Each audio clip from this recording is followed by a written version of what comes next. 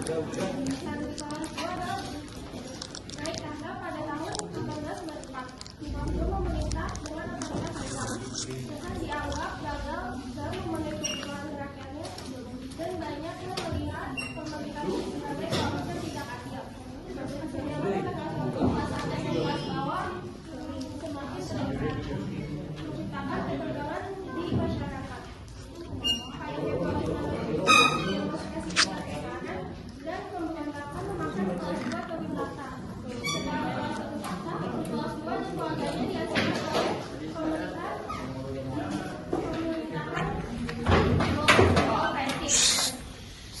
pada 17 Juli 1918, Nicholas II dan keluarganya dieksekusi oleh kaum Bolshevik, menandai akhir dari monarki di Rusia dan memulai era baru di bawah penguasaan komunis.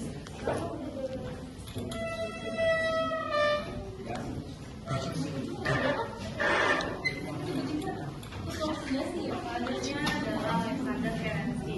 Alexander Kerensky atau dengan nama panjang Alexander Fyodorovich Kerensky adalah seorang perdana menteri kedua dari pemerintahan sementara Rusia pada tahun 1917. Dia lahir pada 22 April 1891 di kota bernama Zhilin di Rusia. Nah, dia ini adalah merupakan lulusan dari Universitas Saint Petersburg dengan gelar sarjana hukum pada tahun 1904. Dia pertama kali memasuki dunia politik pada saat tahun 1911 saat dia memasuki parlemen atau Duma sebagai anggota Trudovik. Dia juga merupakan pendukung dari revolusi sosialis dan juga menjadi pemimpin oposisi sosialis terhadap Tsar Nicholas II. Pada saat Februari 1917, dia menjadi salah satu pemimpin yang tertinggi, yaitu menjadi wakil ketua umum di Soviet Petrograd atau Majelis Buruh. Pada saat Agustus 1917, dia melantik dirinya sebagai panglima tertinggi setelah gagalnya kudeta yang dilakukan oleh Jenderal Laver Kornilov. Nah, selanjutnya ia juga merupakan orang yang menentang kemunduran Rusia di perang melawan Sekutu karena khawatir bahwa Sekutu yaitu Jerman akan meminta konsesi wilayah yang besar kepada Rusia sementara sebagai harga perdamaian. Sementara Lenin dan partai Bolsheviknya menawarkan harga perdamaian, tanah dan juga makanan kepada masyarakat Rusia yang satu lelah dengan peperangan, namun di bawah sistem komunis. Selanjutnya itu pada saat Oktober 25 Oktober 1917, akhirnya Bolshevik sepenuhnya menguasai pemerintahan di Rusia. Nah, selanjutnya itu dia akhirnya melarikan diri ke daerah Moscow bersama pasukan tentaranya yang loyal kepadanya. Akhirnya ia juga mencoba untuk merebut kembali ibu kota Rusia, namun gagal. Setelah dia gagal, akhirnya dia mengasingkan diri ke daerah Prancis kepada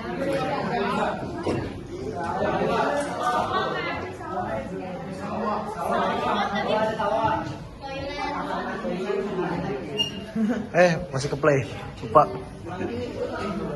Mengasingkan diri ke daerah Prancis dan selanjutnya mengasingkan diri lagi ke daerah Amerika Serikat dan menghabiskan akhir hayat dari hidupnya menjadi dosen di beberapa universitas di sana hingga dia meninggal pada 11 Juni tahun 1970. Namun saat dia meninggal, jasadnya tidak dimakamkan di Amerika Serikat maupun Rusia dan menghabiskan akhir hayat dari hidupnya menjadi dosen di beberapa universitas di sana hingga dia meninggal pada 11 Juni tahun 1970. Namun saat dia meninggal, jasadnya tidak dimakamkan di Amerika Serikat maupun Rusia.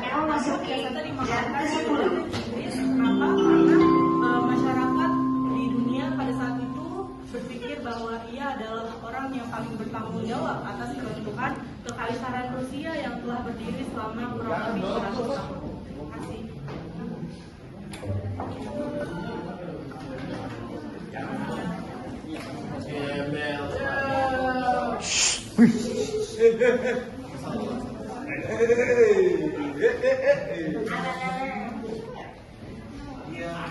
Arbai bisa ke situ nggak? Di Dresden, Jerman, keluarga pandangan Finlandia termasuk di antara keluarga bangsawan. Dia tentunya berusuri mereka dari pandangan pejabat.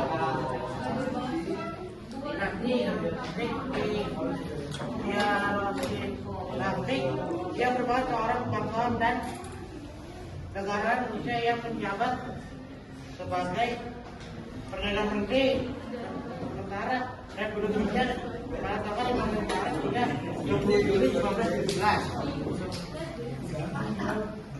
Kita sebagai negara moderat dan mendukung monarki yang lebih dramatis di bawah pemerintahan pemerintahan kita untuk mengatasinya sosial dan ekonomi termasuk ketidakberpihakan terhadap kehilangan dunia dan perang dunia I. Pada bulan Juli 1917 tapi belum diri setelah kekacauan politik dan meningkatnya karena dari pihak yang akhirnya mengarah pada Republik Oktober ini dianggap menjadi salah satu orang yang dianggap karena keputusan yang diambil maka pemerintahnya pada aturan yang menyebabkan penjatuhan pemerintahan dan kewenangan Bolshevik pun mengambilkan akhir ayahnya di pengadilan dan dia meninggal pada tanggal 7 Januari 1925 di Prancis. Baik, kesimpulan dari presentasi kami ini adalah dari semua tokoh tadi itu ialah saling berhubungan dari perjalanan awal revolusi Rusia hingga akhirnya pembentukan Uni Soviet dan setelah itu pembubaran Uni Soviet. Nah, sekian presentasi dari kelompok kami. Apakah ada pertanyaan?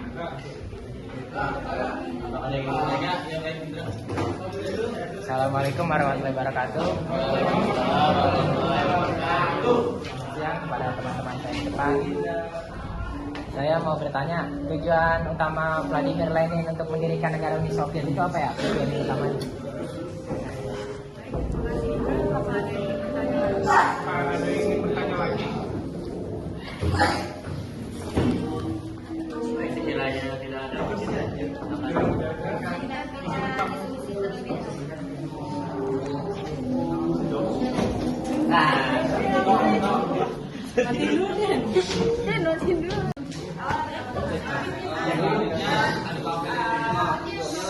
Tanggal 2 Februari 1885, lalu meninggal pada tanggal 29 Juli 1998. Dia adalah salah satu seorang revolusioner dan perwira utama di Uni Soviet.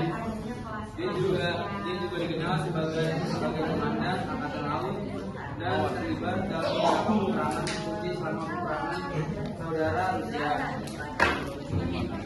Dia juga termasuk dalam mendirikan dan memimpin tentara pelajaran yang sebagai juga berkontribusi dalam organisasi militer dan mendukung pemerintahan. Sekarang kami akan menjawab pertanyaan dari Indra yang akan dijawab oleh Najib. Baik, pertanyaan dari Indra ini, tujuan dari Lenin membentuk Uni Soviet ya.